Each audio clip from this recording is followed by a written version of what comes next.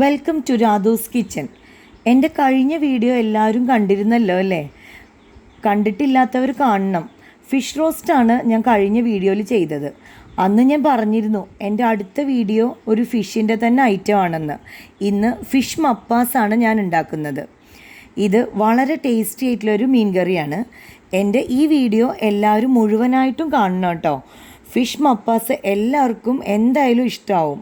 ഇനി നമുക്ക് fish മപ്പാസിനുള്ള ingredients എന്തൊക്കെയാണെന്ന് നോക്കാം. ഞാനിന്ന് അയല മപ്പാസാണ് ഉണ്ടാക്കുന്നത്. 1/2 കിലോ അയലയാണ് ഞാൻ എടുത്തിട്ടുള്ളത്. ഇത് ഉപ്പ്, മഞ്ഞൾപ്പൊടി, മുളക് പൊടി പുരട്ടി മാരിനേറ്റ് ചെയ്ത് ഫ്രൈ ചെയ്തെടുത്തതാണ്.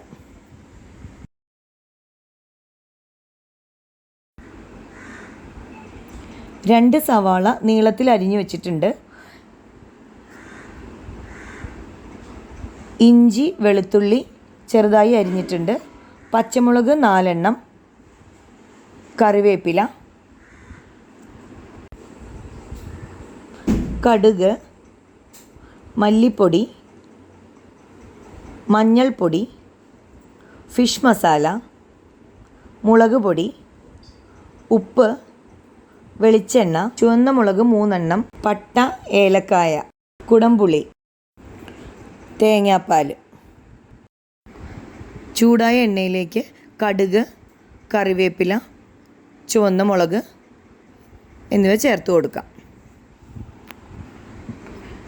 ഇതിലേക്ക് സവാള, ഇഞ്ചി, വെളുത്തുള്ളി, പച്ചമുളക് അരിഞ്ഞത്, പട്ട, ഏലക്കായ എന്നിവ കൂടി ചേർത്ത് നന്നായി മൂപ്പിച്ചെടുക്കാം.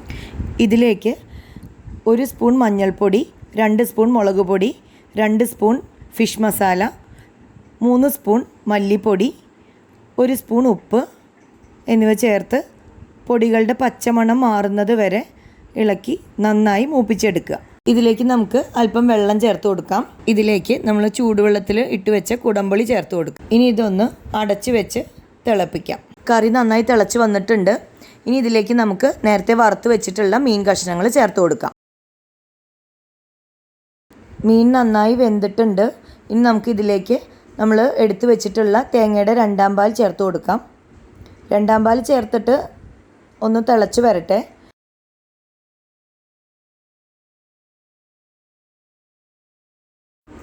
ഇപ്പോൾ കറി തിളച്ച് വന്നിട്ടുണ്ട്. ഇനി നമുക്കിതൊന്ന് ഇളക്കി കൊടുക്കാം. കയ്യിലുകൊണ്ട് ഇളക്കുമ്പോൾ ഇത് മീൻ ഉടഞ്ഞു പോവും. അപ്പോൾ അതുകൊണ്ട് നമുക്ക് പാത്രത്തിൽ തന്നെ ഒന്ന് ചുഴറ്റിയെടുക്കാം. ഇനി നമുക്ക് ഇതിലേക്ക് എടുത്തു വെച്ചിട്ടുള്ള തേങ്ങയുടെ 1ാം പാൽ ചേർത്ത് കൊടുക്കാം. 1ാം പാൽ ചേർത്തതിന് ശേഷം നമുക്ക് തിളയ്ക്കേണ്ട ആവശ്യമില്ല. ജസ്റ്റ് ഒന്നിങ്ങനെ തിള പൊട്ടി വന്നാൽ മാത്രം മതി. നന്നായിട്ടൊന്ന് ചൂടായാൽ മതി. ഇനി ഇതിലേക്ക് നമുക്ക് കുറച്ചുകൂടെ എടുത്തു വെച്ചിട്ടുള്ള കറിവേപ്പില ചേർത്ത് കൊടുക്കാം.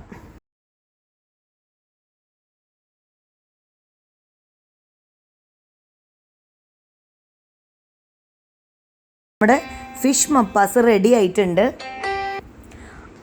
അയില മപ്പാസ് റെഡി ആയിട്ടുണ്ട്. എല്ലാവരും വീട്ടിൽ ട്രൈ ചെയ്ത് നോക്കണം. ഉണ്ടാക്കാൻ അത്ര പ്രയാസമൊന്നുമില്ല. തേങ്ങാപ്പാൽ എടുക്കേണ്ട ഒരു ഇത് മാത്രമേ ഉള്ളൂ.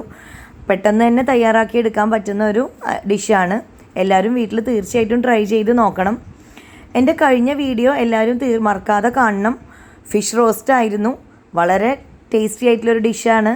എല്ലാവരും ട്രൈ ചെയ്ത് നോക്കണം. ഇതും എല്ലാവരും ട്രൈ ചെയ്ത് നോക്കണം.